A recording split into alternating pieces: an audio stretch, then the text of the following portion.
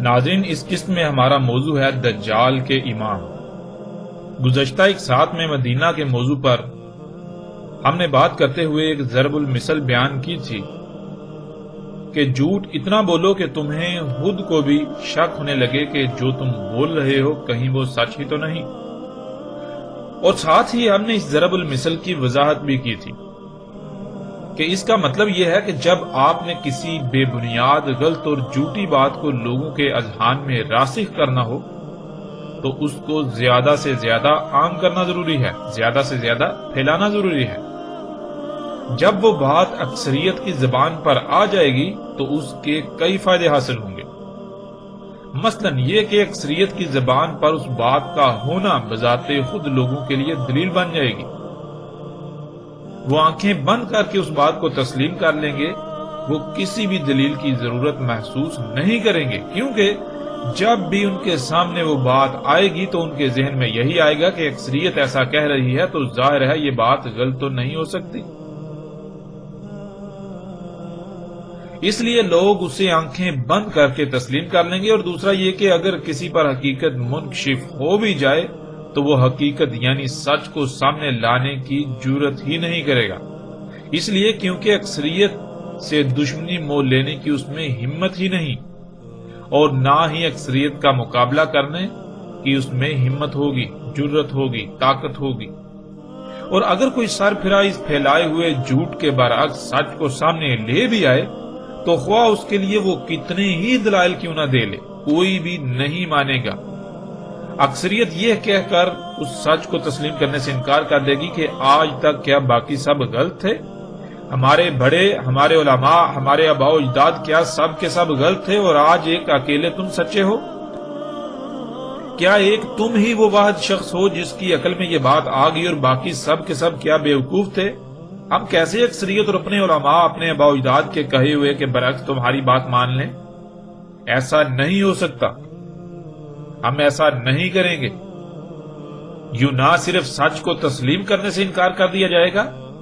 بلکہ سچ سامنے لانے والے کو حقارت کی نظر سے دیکھا جائے گا، اسے ہر طرح کے شدید ترین رد عمل کا سامنا کرنا پڑے گا، یہاں تک کہ ایک بڑی تعداد لوگوں کی اس کی دشمن بن جائے گی، یہاں تک کہ اس کی جان کی دشمن۔ ناظرین، حقیقت کو سامنے لانے والی ایسی کوئی بھی شخصیت ایسے کسی رد عمل کی پرواہ نہیں کرتی،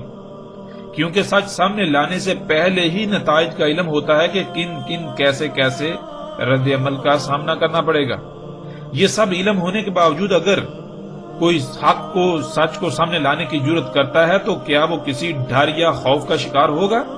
کیا وہ کسی ملامت کرنے والے کی ملامت کی پرواہ کرے گا؟ کیا کسی بھی قسم کی کوئی قیمت اس کی لگائی جا سکتی ہے، اسے خریدا جا سکتا ہے؟ نہیں، ایسا ممکن ہی نہیں۔ بلکہ جب سب کچھ جانتے ہوئے بھی وہ حق کو سامنے لاتا ہے، سچ سامنے لاتا ہے، تو اس کی زندگی کا مقصد اور مشن ہی یہی ہوتا ہے۔ وہ مضبوط اعصاب اور مضبوط ترین ارادوں کا مالک ہوتا ہے۔ وقتی طور پر تو اسے شدید ترین رد عمل کا سامنا کرنا پڑتا ہے، آزمائشوں کا سامنا کرنا پڑتا ہے، لیکن یہ اس کی شکست کی علامت نہیں ہوتی، اس کی شکست کی دلیل نہیں ہوتی، بلکہ یہی تو اس کی اپنے مقصد میں کامیابی کی دلیل اور علامت ہوتی ہے۔ وقتی طور پر حالات سے ایسا ہی لگتا ہے کہ وہ مغلوب ہو گیا، لیکن اللہ کے قانون میں فیصلہ کام کے مکمل ہونے پر نتیجے کی شکل میں سامنے آتا ہے۔ دنیا کی کوئی بھی طاقت حق کو شکست نہیں دے سکتی، خواہ کچھ بھی ہو جائے، یہ اللہ کا قانون ہے۔ اندھیرا چاہے کتنا ہی زور کیوں نہ لگا لے، بالآخر وہ اپنی پوری قوت استعمال کر لینے کے بعد بے بس ہو جاتا ہے، تو اس کے بعد نہ صرف اسے نور کے سامنے پسپا ہونا پڑتا ہے بلکہ اس اندھیرے کا نام و نشان تک مٹ جاتا ہے، ہر طرف نور ہی نور ہو جاتا ہے۔ ناظرین، یہ قوانین فطرت ہیں کہ مخالف کو پورا موقع دیا جاتا ہے، جب وہ اپنی پوری قوت لگا لے اس کے بعد اس کو اپنی قوت دکھائی جاتی ہے جس کا سامنا وہ نہیں کر سکتا۔ جہاں اس کی قوت کی آخری حد ہوتی ہے وہاں سے حق کی قوت کی ابتدا ہوتی ہے، بالکل ایسے ہی جیسے فطرت میں یوم کی ابتدا مغرب یعنی سورج کے غروب ہونے سے اندھیرے سے ہوتی ہے۔ جب اندھیرا اپنی پیک پر پہنچتا ہے یعنی اپنی انتہا پر پہنچتا ہے تو اس سے زیادہ اب وہ نہیں چھا سکتا۔ جتنا اس نے چھانا تھا، جتنا چھا سکتا تھا، اس نے چھا لیا۔ بالآخر اسے نور کے مقابلے پر پسپا ہونا پڑتا ہے، یہاں تک کہ اس کا نام و نشان ہی مٹ جاتا ہے۔ اور ناظرین، تھوڑا سا بھی اگر غور کیا جائے قوانین فطرت میں اگر غور کیا جائے تو آپ کے اوپر قوانین واضح ہوں گے کہ حق کو تو کسی قسم کی قوت لگانے کی ضرورت ہی نہیں ہوتی۔ حق تو جو اس کا مقصد ہوتا ہے، جو اس کا مشن ہوتا ہے، وہ اس کو مسلسل پورا کرتا رہتا ہے۔ باطل سامنے آتا ہے، مقابلے پر اترتا ہے، خود ہی پسپا ہو جاتا ہے، خود ہی ہٹ جاتا ہے، اس کا خاتمہ ہو جاتا ہے۔ ناظرین، یہ سب باتیں ہم نے اس لیے کی تاکہ آپ کے لیے حق کو سمجھنے میں آسانی ہو جائے۔ باطل قوتوں نے یہی سب کچھ حق کے ساتھ کیا، آج تک کرتے آئے، یہاں تک کہ باطل اپنی انتہا کو پہنچ گیا، جس سے حق ناپید ہو گیا۔ اکثریت نے باطل کو ہی حق تصور کر لیا،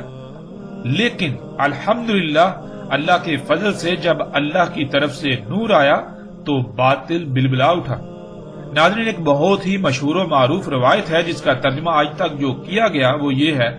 کہ دجال سے پہلے دھوکے کے سال ہوں گے، جس میں سچے کو جھوٹا، جھوٹے کو سچا، امین کو خائن اور خائن کو امین سمجھا جائے گا۔ اسی طرح مزید آگے بھی کچھ باتوں کا ذکر ہے، آگے بھی کچھ علامات بیان کی گئیں ان دھوکے کے سالوں کی۔ ناظرین، آج تک ایک جھوٹ کو ایسے عام کیا گیا کہ وہ زبان زد عام ہو گیا، وہ یہ کہ دجال سے پہلے دھوکے کے سال ہوں گے۔ اور پھر جب اس روایت کی وضاحتیں کی جاتی ہیں تو باقاعدہ یہ کہا جاتا ہے کہ موجودہ سال ہی وہ دھوکے کے سال ہیں، یعنی موجودہ سالوں کو دھوکے کے سال قرار دیا جاتا ہے۔ اور پھر یہ کہتے ہیں کہ دجال ان دھوکے کے سالوں کے بعد ظاہر ہوگا۔ اگر ان کو کہا جائے کہ دجال تو موجود ہے تو وہ ماننے کو تیار ہی نہیں ہوں گے، اور دلیل یہی پیش کریں گے کہ دیکھو دجال سے پہلے دھوکے کے سال ہوں گے، ابھی تو دھوکے کے سال چل رہے ہیں، ان کے بعد دجال نے آنا ہے، تو دجال ابھی کیسے آ سکتا ہے؟ ابھی تو دھوکے کے سال چل رہے ہیں، دجال تو ان دھوکے کے سالوں کے بعد آئے گا، اس لیے ابھی دجال کچھ نہیں ہے، ابھی دجال آگے آئے گا، دجال کی موجودگی ممکن نہیں ہے۔ ناظرین، حقیقت کیا ہے؟ اب جیسے ہی حقیقت آپ کے سامنے آئے گی تو آپ چونک جائیں گے اور باطل قوتوں کا لبادہ بھی چاک ہو جائے گا۔ سکرین پر اس وقت وہ روایت آپ کو نظر آ رہی ہے، اصل الفاظ اور حقیقت کیا ہے آپ اپنی آنکھوں سے دیکھیں اور کانوں سے سنیں۔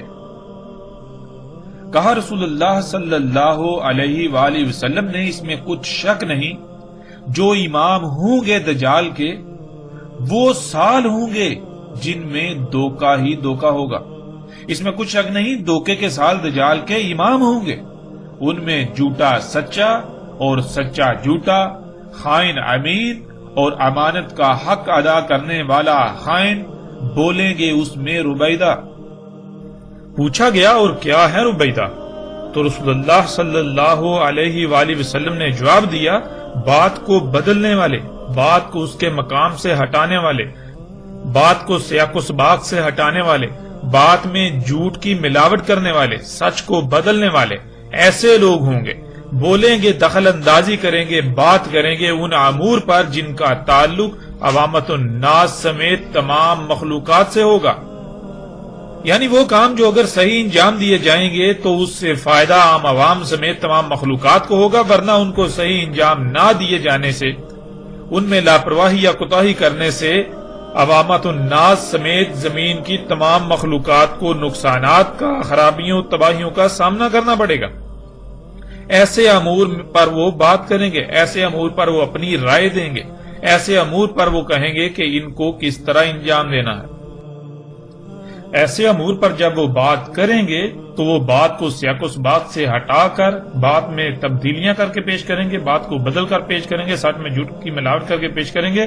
انہیں اس بات کی قطعاً کوئی پرواہ نہیں ہوگی کہ ان کے اس فعل سے، اس عمل سے مخلوقات کو یا باقی انسانوں کو کس قدر نقصانات کا سامنا کرنا پڑے گا، انہیں اس کی قطعاً کوئی پرواہ نہیں ہوگی۔ اس طرح ناظرین، سکرین پر آپ کو اگلی روایت نظر آ رہی ہے، کہا رسول اللہ صلی اللہ علیہ وآلہ وسلم نے،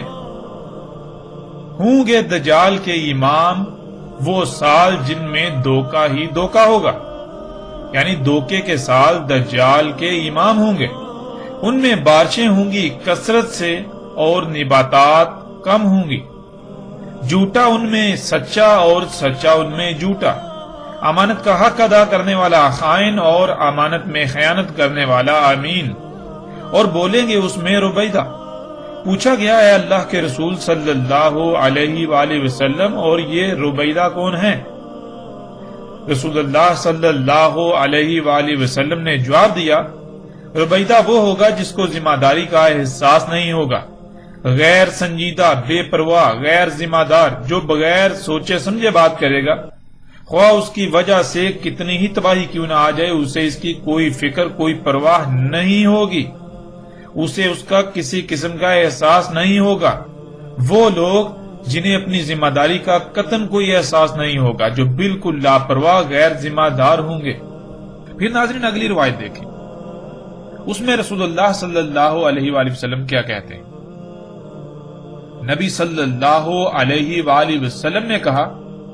آئیں گے انسانوں پر، آئیں گے لوگوں پر ایسے سال جن میں دھوکہ ہی دھوکہ ہوگا، یعنی دھوکے کے سال آئیں گے۔ سچ بولنے والا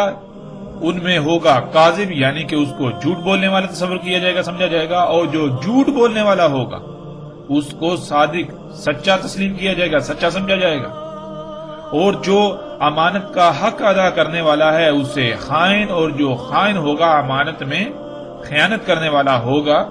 اس کو امین سمجھا جائے گا، وہ امین کہلائے گا، وہ ان میں امین ہوگا۔ اور امور کو کیسے انجام دینا ہے، کیا کرنا ہے، کیسے کرنا ہے، کیوں کرنا ہے، یہ سب کچھ بتائیں گے ان سالوں میں ربیدہ۔ پوچھا گیا ہے اللہ کے رسول صلی اللہ علیہ وآلہ وسلم، اور کیا ہے ربیدہ، یعنی ربیدہ کون ہے، کیا ہے ربیدہ؟ تو رسول اللہ صلی اللہ علیہ وآلہ وسلم نے جواب دیا، بے وقت، لالچی، کمینہ، بے بنیاد، احمق، کم ترین، فضول، بیکار، مضحکہ خیز، نیچ، ذلیل ترین، برا، سستا وغیرہ شخص ہوگا، جو یہ بتائے گا امر العامہ میں کہ یہ امور کیسے انجام دینے ہیں، کیا کرنا ہے، کیسے کرنا ہے، کیوں کرنا ہے، کس میں فائدہ ہے، کس میں نقصان ہے، کیسے کرنا ہے، کیسے نہیں کرنا۔ ایسے لوگ امر العامہ میں مداخلت کریں گے، ان کے بارے میں رہنمائی کریں گے، ان کے بارے میں بتائیں گے یہ کیسے کرنا ہے، کیوں کرنا ہے، ان کے بارے میں وہ کہیں گے کہ ہم تمہیں بتاتے ہیں کہ یہ کیسے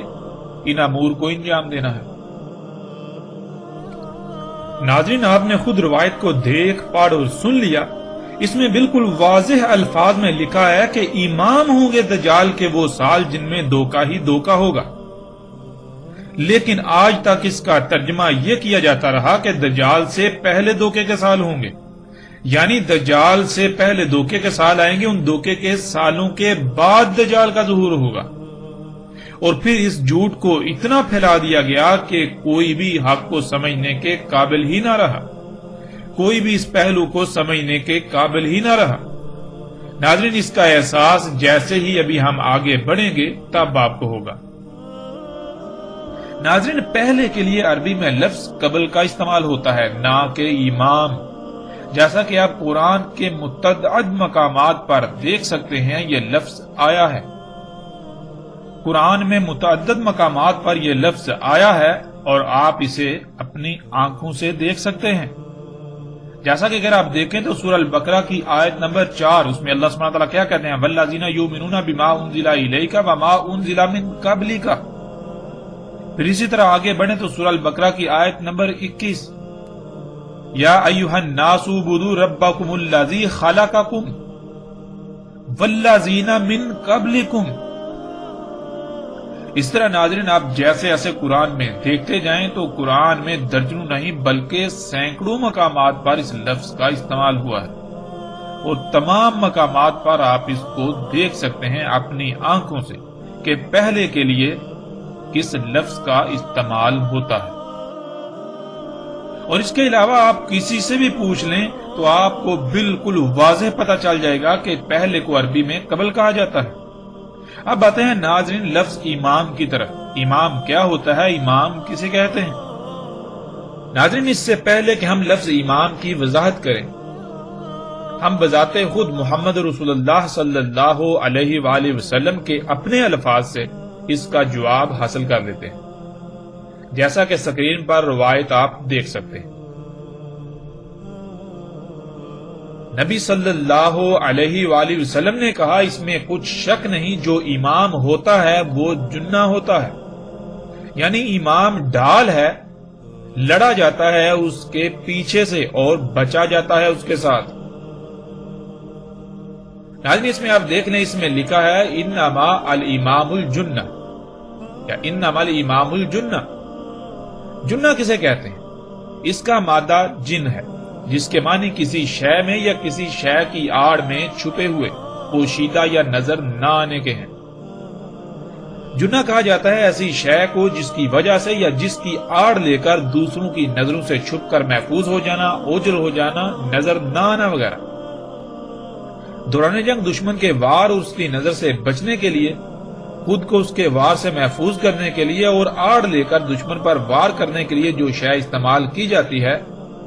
اسے جنہ کہا جاتا ہے، اور اسی وجہ سے اسے جنہ کہا جاتا ہے کیونکہ اس کے ذریعے سے نہ صرف اس کے پیچھے چھپا جاتا ہے، دشمن سے محفوظ ہو جاتا ہے، بلکہ اس کی آڑ لے کر دشمن پر حملہ کیا جاتا ہے، دشمن پر وار کیا جاتا ہے، دشمن کو نقصان پہنچایا جاتا ہے۔ ناظرین امام آگے موجود ہوتا ہے، جو اس کی اقتداء میں ہوتے ہیں، امام ان کے لیے ڈال ہوتا ہے، امام انہیں لیڈ کر رہا ہوتا ہے، امامت کر رہا ہوتا ہے۔ رسول اللہ صلی اللہ علیہ وآلہ وسلم نے کہا تھا کہ وہ سال جن میں دھوکہ ہی دھوکہ ہوگا وہ دجال کے امام ہوں گے، یعنی دجال موجود ہوگا لیکن دجال ان سالوں کی آڑ لیے ہوئے ہوگا، دجال موجود ہوگا لیکن ان دھوکے کے سالوں کی وجہ سے کوئی بھی دجال کو پہچان نہیں پائے گا، دجال موجود ہوگا لیکن ان دھوکے کے سالوں کی وجہ سے دجال لوگوں کی نظروں سے چھپا رہے گا، ان کی نظروں سے پوشیدہ رہے گا، ان کی نظروں سے اوجل رہے گا، ان دھوکے کے سالوں کی آڑ میں وہ اپنا وار کرے گا، لوگ اسے اپنا رب بنا لیں گے لیکن انہیں اس بات کا علم تک نہیں ہوگا کہ وہ دجال کو رب بنا چکے ہوئے ہیں، حالانکہ وہ زبان سے اللہ کے رب ہونے کے دعوے دار ہوں گے۔ ناظرین اس سے پہلے کہ ہم آگے بڑھیں، روایت پر بات کریں، آپ خود فیصلہ کریں کہ آج تک آپ کے ساتھ کیا کھلواڑ کیا جاتا رہا، اور آپ نے جن لوگوں پر آنکھیں بند کر کے اعتماد کیا انہوں نے آپ کے ساتھ کیا کیا؟ اس میں قصور کس کا؟ کیا اس میں قصور صرف اسی طبقے کا ہے یا پھر اس سے بڑھ کر تو آپ کا اپنا قصور ہے؟ اللہ کی ذات قرآن میں بار بار غور و فکر کرنے کا حکم دیتی ہے، لیکن آپ ہیں کہ آپ کے کانوں پر جوں تک نہیں رینگتی، اور اللہ کے حکم کے برعکس ملا طبقہ آپ کو آنکھیں بند کر کے اپنے پیچھے چلنے کو کہتا ہے، ان کے تراجم و تفاسیر پر ایمان لانے کو کہتا ہے، تو آپ اللہ کے مقابلے پر اندھوں کی طرح ان کے پیچھے چل رہے ہیں۔ آپ خود غور کریں، آپ کس کا نقصان کر رہے ہیں؟ اللہ سبحانہ و تعالیٰ قرآن میں کئی مقامات پر بالکل واضح یہ کہتا ہے کہ جو غور و فکر نہیں کرتے وہ اندھے ہوتے ہیں، وہ چوپائے ہوتے ہیں، وہ اموات ہیں، وہ قبروں میں ہیں۔ جو غور و فکر نہیں کرتے، اپنی ماضی کی غلطیوں سے سیکھ کر آئندہ ان کی اصلاح کرنے کے بجائے ان پر ڈٹے رہتے ہیں، تو وہ خنزیر ہیں، سور ہیں۔ جو عقل کی بجائے نقل سے کام لیتے ہیں وہ بندر ہیں۔ لیکن اللہ کے مقابلے پر یہ ملا طبقہ آپ کو کہتا ہے کہ نہیں، خود سے غور و فکر کرو گے تو گمراہ ہو جاؤ گے، قرآن کے قریب بھی مت جاؤ، بلکہ ہمارے آباء و اجداد کے تراجم و تفاسیر پر ہی انحصار کرو، اپنی عقل کا استعمال کرنے کے بجائے اندھوں کی طرح ہمارے پیچھے چلو، عقل نہیں بلکہ نقل سے کام لو، یعنی جو کچھ تمہیں لکھ کر دیا جاتا ہے تراجم و تفاسیر کے نام پر صرف اسی سے کام چلاؤ، اسی پر انحصار کرو۔ تو ناظرین آپ خود غور کریں کہ آپ نے کس کو الہ بنایا ہوا ہے، آپ کس کی بات مان رہے ہیں؟ تھوڑا سا ہی غور کر لیں، آخر یہ دھوکہ آپ کس کو دے رہے ہیں؟ زبان سے اللہ اللہ اور عمل سے اس کے برعکس اس کے شریکوں کی مرضی کا؟ یہ آپ کس کا نقصان کر رہے ہیں؟ ذرا غور تو کریں۔ ناظرین حقیقت آپ کے سامنے ہے، آپ خود غور کریں کہ کیا دھوکے کے سال دجال سے پہلے آئیں گے، دجال دھوکے کے سالوں کے بعد آئے گا، یا پھر دھوکے کے سال دجال کے امام ہوں گے؟ دجال موجود ہوگا ان دھوکے کے سالوں کی وجہ سے ہی وہ پہچان میں نہیں آئے گا، وہ لوگوں کی نظروں سے اوجھل رہے گا، دھوکے کے سال اسے لیڈ کر رہے ہوں گے، وہ دھوکے کے سال اسے دجال کی بجائے مسیحا بنا کر پیش کریں گے کہ یہ سب دجال نہیں بلکہ یہ سب تو تمہارے لیے مسیحا یعنی فائدے مند ہے، تمہارے لیے یہ آسائشیں، سہولتیں، آسانیاں ہیں، یہ تو ترقی ہے، یہ تو صنعتی انقلاب ہے۔ جیسے ہی ہم آگے بڑھیں گے تو اس بات کی بھی کھل کر وضاحت ہو جائے گی کہ کس طرح وہ دھوکے کے سال دجال کی امامت کریں گے، دجال کی امامت کر رہے ہوں گے یعنی دجال کو لیڈ کر رہے ہوں گے، یعنی کس طرح دجال ان دھوکے کے سالوں کی آڑ لیے ہوئے ہوگا۔ اب ناظرین، یہاں اس وقت فیصلہ آپ کے اپنے اختیار میں ہے، آپ کے اپنے ہاتھ میں ہے، حقیقت آپ کے سامنے ہے۔ آج تک جو کھلواڑ کیا جاتا رہا، ہم نے ان کھلواڑ کرنے والے طبقے کی حقیقت آپ کے سامنے رکھ دی اور اللہ کے فضل سے آئندہ بھی ہر لحاظ سے سامنے لائیں گے۔ اب آتے ہیں ناظرین روایات کی طرف کہ روایات میں رسول اللہ صلی اللہ علیہ وآلہ وسلم نے ان دھوکے کے سالوں کے بارے میں کیا کہا، کس طرح یہ دجال کی امامت کریں گے، یعنی کس طرح یہ دھوکے کے سال دجال کو چھپا دیں گے لوگوں کی نظروں سے۔ ناظرین، جب آپ روایات کو دیکھیں، ان میں غور کریں تو روایات میں رسول اللہ صلی اللہ علیہ وآلہ وسلم کے الفاظ کے عین مطابق آج یہ سب کچھ ہو رہا ہے اور آپ اپنی آنکھوں سے یہ سب ہوتا ہوا دیکھ رہے ہیں۔ رسول اللہ صلی اللہ علیہ وآلہ وسلم نے کہا تھا یکذب فیہا صادق، یعنی جو ہوں گے ہی جھوٹ بولنے والے، جو شخص ہوگا ہی جھوٹا، ان سالوں میں اسے سچا سمجھا جائے گا، یعنی یہ سمجھا جائے گا کہ یہ جو بات کرتا ہے یہ سچ کہتا ہے، یہ سچ بولتا ہے۔ اور جو سچ بولنے والے ہوں گے ان کو ان سالوں میں لوگ جھوٹا تصور کریں گے، جھوٹا سمجھیں گے، ان کی بات کو نہیں مانیں گے، ان کی بات کو تسلیم نہیں کریں گے۔ اور جو خیانت کرنے والے ہیں امانت میں، ان کو امین سمجھا جائے گا۔ ناظرین، امانت کسے کہتے ہیں؟ جب آپ قرآن میں جائیں تو قرآن میں بھی بالکل واضح ہے، اور اس کے علاوہ رسول اللہ صلی اللہ علیہ وآلہ وسلم نے کئی مواقع پر امانت کی وضاحت کر دی کہ امانت کسے کہتے ہیں۔ رسول اللہ صلی اللہ علیہ وآلہ وسلم نے بالکل واضح الفاظ میں کہا، اور آپ کو یہ کئی روایات میں بھی ملے گا کہ امانت کہتے ہیں حکومتی معاملات کو، یعنی امانت تو ہے یہ ذمہ داری، زمین کا جو نظام چلانے کی ذمہ داری ہے، یہ ہے امانت، یہ اللہ نے دی، اللہ نے یہ امانت دی ہے،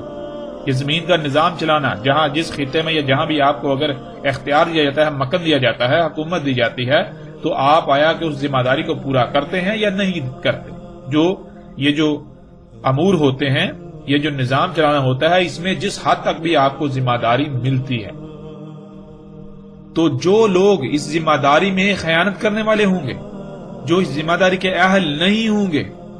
جو جھوٹے ہوں گے، مکار ہوں گے، دھوکے باز ہوں گے،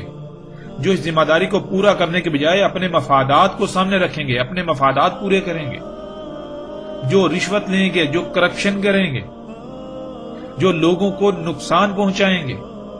ان کو امین سمجھا جائے گا، یعنی حکومتی معاملات ان کے اختیار میں دیے جائیں گے، حکومتی معاملات انہیں سونپے جائیں گے، نظام ان کے ہاتھ میں دیا جائے گا، ان کو حکمران بنایا جائے گا۔ اور پھر جو اس کے اہل ہوں گے،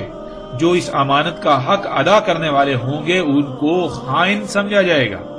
یعنی ان کو یہ سمجھا جائے گا کہ اگر ان کے ہاتھ میں حکومت آ جائے، ان کے ہاتھ میں اختیار آ جائے، ان کے ہاتھ میں امر العامہ آ جائے، تو یہ ہمیں نقصان سے دوچار کریں گے، یہ اس نظام کو نہیں چلا سکتے، یہ اس ذمہ داری کے اہل نہیں ہیں، ہمیں فائدے نہیں ہوں گے، ہمیں نقصانات کا سامنا کرنا پڑے گا، یہ معاملہ ہو۔ پھر رسول اللہ صلی اللہ علیہ وآلہ وسلم نے کہا کہ اس میں کلام کریں گے، یعنی ان سالوں میں کلام کریں گے رویدہ۔ اور جب پوچھا گیا رسول اللہ صلی اللہ علیہ وآلہ وسلم سے کہ یا رسول اللہ صلی اللہ علیہ وآلہ وسلم یہ رویدہ کون ہے، تو ایک مقام پر رسول اللہ صلی اللہ علیہ وآلہ وسلم نے ان کے بارے میں کہا کہ وہ لوگ ہوں گے جو بات کو بدل دیں گے، بات کو اپنے مقام سے بدل دیں گے، اس میں ملاوٹ کریں گے، سچ میں جھوٹ کی ملاوٹ کریں گے۔ ایسے لوگ جو ہیں وہ امر العامہ میں کلام کریں گے،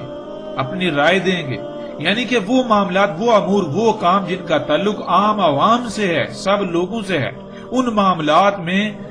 وہ جب رائے دیں گے، جو بات کریں گے تو بات کو بدل کر کریں گے،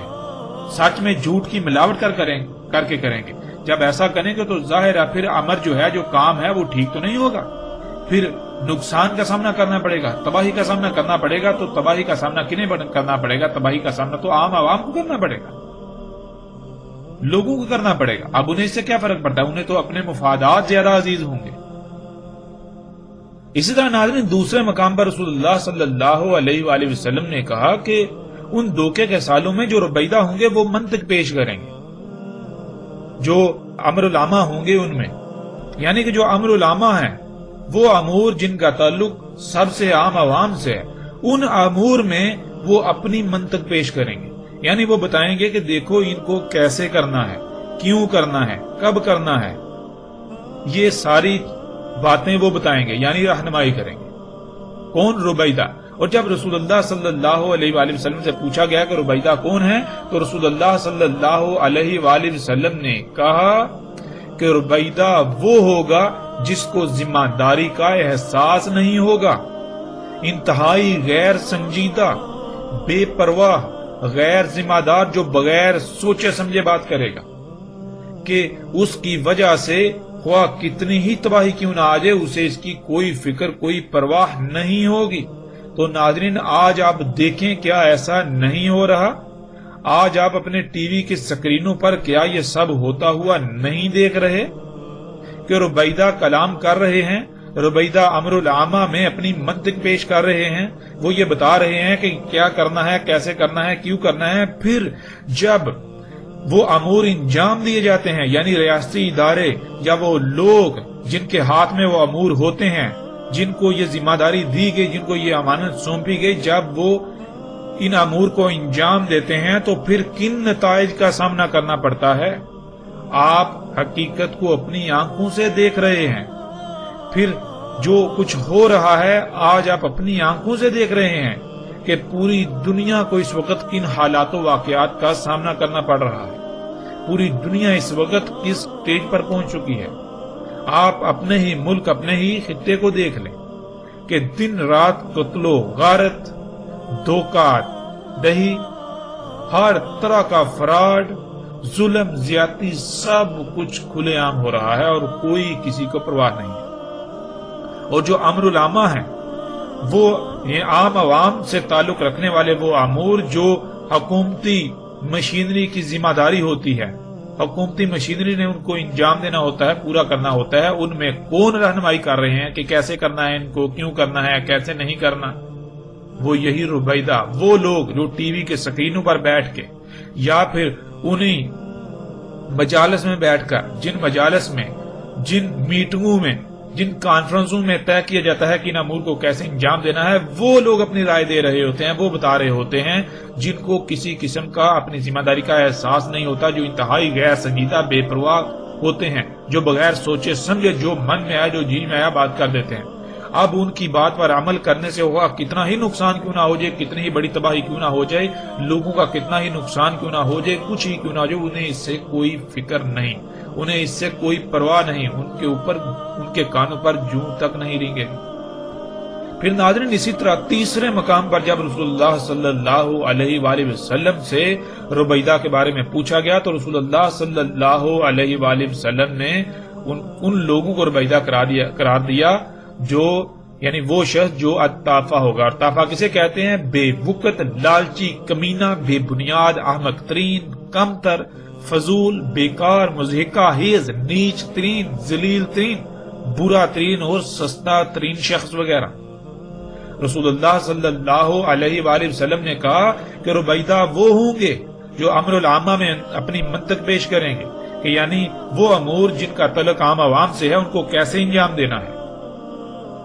کیسے انجام دینا ہے، کیوں انجام دینا ہے، کب انجام دینا ہے، جو یہ بتا رہے ہوں گے۔ وہ کون سے شخص ہوں گے، کون سے لوگ ہوں گے؟ وہ لوگ ہوں گے جو انتہائی بے وقت، لالچی، کمینے ترین، بے بنیاد، احمق ترین، کم تر، فضول، بیکار، مضحکہ خیز، نیچ، ذلیل ترین، برے ترین اور سستے ترین وغیرہ شخص ہوں گے۔ وہ بولیں گے، وہ دخل اندازی کریں گے عوام الناس کے معاملات میں، حکومتی معاملات میں، تو انہیں اس کی کوئی پرواہ نہیں ہوگی کہ ان کی دخل اندازی سے یا جو یہ رائے دے رہے ہیں، جیسے یہ رہنمائی کر رہے ہیں، اس کے نتائج کیا سامنے آئیں گے، اس سے عام عوام کو کن نقصانات کا سامنا کرنا پڑے گا، کن تباہیوں کا سامنا کرنا پڑے گا۔ اس سے ان باتوں سے، ان رائے سے جو یہ کر رہے ہیں، ان کے ان اعمال سے کائنات میں، زمین و آسمانوں میں کس قدر فساد ہوگا،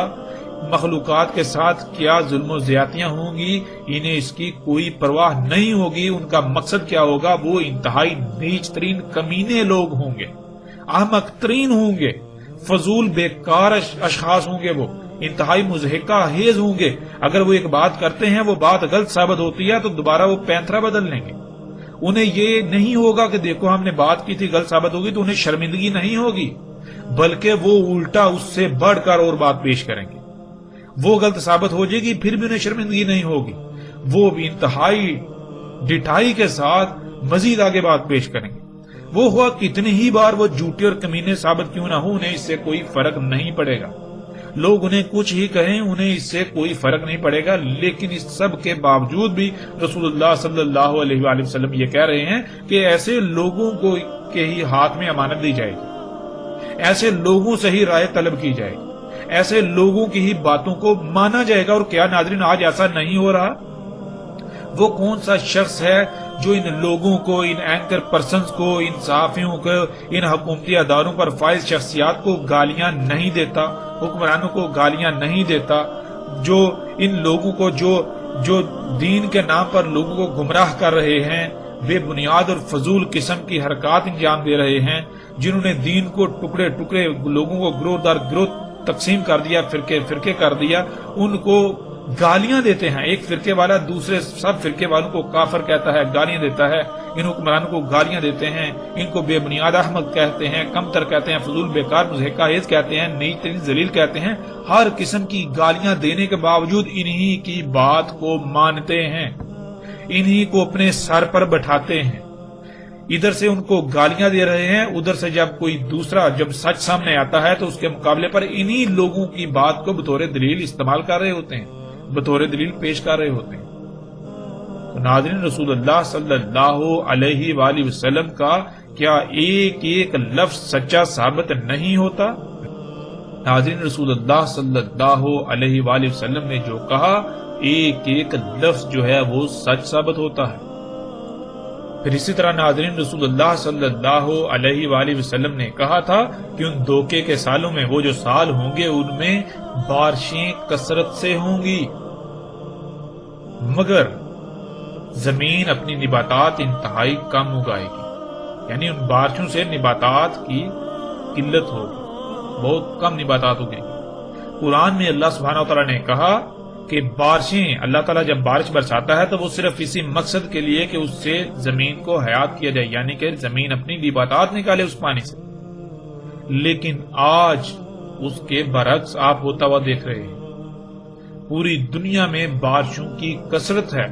اور ان بارشوں سے نباتات نہیں نکلتی، بلکہ الٹا طرح طرح کے نقصانات کا سامنا کرنا پڑتا ہے لوگوں کو۔ سیلاب آ رہے ہیں، طوفان آ رہے ہیں، آندھیاں آ رہی ہیں۔ بارشیں تب ہو رہی ہیں جب فصل تیار ہوتی ہے اور وہ بارشیں فصل کو تباہ کر دیتی ہیں۔ ایسا کیوں ہوا ناظرین؟ ذرا غور تو کریں۔ پیچھے تفصیل کے ساتھ ذکر ہو چکا کہ جب انسان نے اللہ کے معاملات میں دخل اندازی کی، فطرت میں چھیڑ چھاڑ کی، فطرت میں تبدیلی کی، اللہ کی خلق میں تبدیلی کی، تو ظاہر ہے پھر اللہ کی خلق کے لیے تبدیلی تو ہے ہی نہیں، اللہ کی خلق تو تبدیلی کی متحمل ہے ہی نہیں، پھر نظام بگڑے گا، اس میں خرابیاں آئیں گی، تباہیاں آئیں گی۔ تو کیا یہ سب کچھ پھر نہیں ہوگا؟ اور کیا یہ آج سب کچھ آپ اپنی آنکھوں سے ہوتا ہوا نہیں دیکھ رہے؟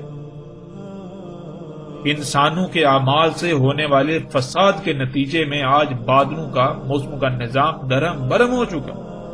بے وقت بارشیں ہو رہی ہیں، اور ایسی بارشیں کہ جن سے آئے روز سیلاب اور طوفانوں کا لوگوں کو سامنا ہے۔ ناظرین حقیقت ہر لحاظ سے آپ کے سامنے ہے۔ ناظرین یہ ہیں وہ امام الدجال، یعنی یہ ہیں وہ لوگ جو دجال کی امامت کر رہے ہوں گے ان دھوکے کے سالوں میں، جن کو آج آپ علماء کہتے ہیں، جن کو آج آپ اینکر پرسنز کہتے ہیں، جن کو آج آپ صحافی کہتے ہیں، جن کو آج آپ حکمران کہتے ہیں، وہ سارے کا سارا طبقہ جن کے ہاتھ میں حکومتی معاملات ہیں، خواہ وہ ایک پولیس والا ہو یا اس پولیس والے سے لے کر وزیر اعظم صدر تک ہو، سب کے سب کا یہی معاملہ ہے، اور لوگ سب علم ہونے کے باوجود بھی انہی لوگوں پر کو ہی سامنے لاتے ہیں، انہی لوگوں کی باتوں کو ہی مانتے ہیں، اس کے باوجود کہ انہیں طرح طرح کے نقصانات کا سامنا کرنا پڑتا ہے، لیکن نقصان اٹھانے کے باوجود لوگ انہی لوگوں کو اپنے سر پر بٹھائے ہوئے ہیں، انہی لوگوں کی باتیں مانتے چلے جا رہے ہیں، فرقہ در فرقہ گروہ در گروہ تقسیم ہوتے جا رہے ہیں انہی علماء کے نام پر جہالات طبقے کی وجہ سے، لیکن اس قدر تقسیم ہونے کے باوجود، ایک دوسرے کی گردنیں مارنے کے باوجود، ایک دوسرے کے اوپر کفر کے فتوے ان کا قتل عام کرنے کے باوجود بھی انہی علماء نامی جہالات طبقے کے پیچھے دن رات آنکھیں بند کر کے دگڑ دگڑ دگڑ دگڑ بھاگ رہے ہیں۔ ناظرین کیا محمد رسول اللہ صلی اللہ علیہ وآلہ وسلم نے ایک ایک بات سچ نہیں کہی؟ ایک ایک بات سچ کہی، اور اللہ کے فضل سے ہم نے محمد رسول اللہ صلی اللہ علیہ وآلہ وسلم کے ایک ایک لفظ کی تصدیق کر دی۔ یا رسول اللہ صلی اللہ علیہ وآلہ وسلم، آپ نے ایک ایک لفظ سچ کہا تھا، آپ نے ایک ایک بات سچ کہی تھی، آپ نے ایک ایک بات سچ کہی تھی۔ اب ناظرین حقیقت ہر لحاظ سے کھل کر آپ کے سامنے آ چکی۔ جب دھوکے کے سال دجال کے امام ہوں گے، اور جو کچھ رسول اللہ صلی اللہ علیہ وآلہ وسلم نے ان دھوکے کے سالوں کے بارے میں کہا تھا، بالکل وہی سب جب آج ہو رہا ہے، وہ دھوکے کے سال موجود ہیں، وہ دھوکے کے سال چل رہے ہیں، تو ناظرین پھر دجال کہاں گیا؟ دجال کو تو موجود ہونا چاہیے، دجال نے تو ان دھوکے کے سالوں میں موجود ہونا تھا، تو پھر دجال کہاں گیا؟ ناظرین غور تو کریں، کہاں گیا دجال؟ کون لوگ ہیں جنہوں نے دجال کے اوپر پردہ چڑھا دیا؟ کون لوگ ہیں جو دجال کو مسیحا بنا کر پیش کر رہے ہیں؟ ناظرین اپنی آنکھیں کھولیں، غور کریں، ہم نے ان کی حقیقت ہر لحاظ سے آپ کے سامنے رکھ دی، ان خنازیر کی حقیقت ہم نے آپ کے سامنے رکھ دی، ان خنازیر کا قتل ہو چکا، اپنی آنکھیں کھولیں، اس سے پہلے کہ دیر ہو جائے، اس سے پہلے کہ وہ وقت آ جائے جب سوائے پچھتاوے کے آپ کے پاس کچھ نہ رہے۔ یہ اتنا بڑا جھوٹ جو آج تک عام کیا گیا، ہم نے اس کو ہر لحاظ سے کھول کر آپ کے سامنے رکھ دیا، اور ناظرین یہی وہ وجہ تھی جس وجہ سے محمد رسول اللہ صلی اللہ علیہ وآلہ وسلم نے بذات خود اس بات کا اظہار کیا کہ انہیں دجال کے علاوہ ایک شے ہے جس کا اپنی امت پر خوف ہے، یعنی کہ وہ شاید دجال سے زیادہ خطرناک ہے اس امت کے لیے، جیسا کہ سکرین پر آپ روایت کو دیکھ سکتے ہیں۔ رسول اللہ صلی اللہ علیہ وآلہ وسلم نے کہا، دجال کے علاوہ شے ہے جس کا خوف ہے مجھے میری امت پر۔ رسول اللہ صلی اللہ علیہ وآلہ وسلم نے یہ 3 بار کہا۔ پوچھا گیا، اے اللہ کے رسول صلی اللہ علیہ وآلہ وسلم، کیا ہے وہ شے دجال کے علاوہ جس کا آپ کو اپنی امت پر خوف ہے؟ تو رسول اللہ صلی اللہ علیہ وآلہ وسلم نے جواب دیا، گمراہ کرنے والے امام۔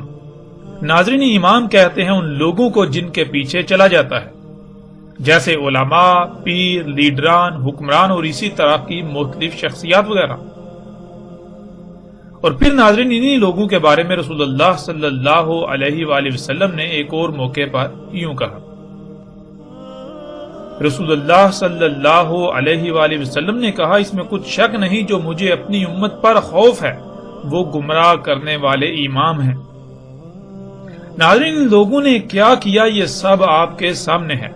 اور کیوں رسول اللہ صلی اللہ علیہ وآلہ وسلم کو دجال کے علاوہ ان لوگوں سے زیادہ خطرہ تھا اپنی امت پر؟ اسی لیے کہ یہی وہ لوگ تھے جنہوں نے دجال پر پردہ ڈال کر اسے نہ صرف انسانوں سے چھپانا تھا بلکہ الٹا اسے مسیحا بنا کر پیش کرنا تھا، جو انہوں نے بہت ہی آسان انداز سے یہ کام انجام دیا۔ ان کی وجہ سے انسانوں کی اکثریت دجال کو اپنا رب بنا چکی، اسے پہچاننے سے قاصر رہی، اور انہی کی وجہ سے آج دنیا کو ہر طرح کے تباہ کن حالات کا سامنا ہے۔ دنیا ہر طرح کے ظلم و فجور سے بھر چکی۔ انہی لوگوں کے بارے میں محمد رسول اللہ صلی اللہ علیہ وآلہ وسلم نے مزید کیا کہا، اسے بھی آپ سکرین پر دیکھ سکتے ہیں۔ کہا رسول اللہ صلی اللہ علیہ وآلہ وسلم نے، ہوں گے فتنے، ان کے دروازوں پر ہوں گے جہنم کی طرف دعوت دینے والے، بس اس میں کچھ شک نہیں کہ ان میں سے کسی ایک کے بھی پیچھے چلنے سے تمہارے لیے بہتر ہے کہ تمہیں موت آ جائے، اس حال میں کہ تم درخت کی جڑ چبانے والے ہو، یعنی کسی بھی صورت میں ان میں سے کسی کے بھی پیچھے مت چلنا۔ رسول اللہ صلی اللہ علیہ وآلہ وسلم نے ان علماء کے نام پر جہنم کی طرف دعوت دینے والوں سمیت جتنے بھی ایسے لوگ ہیں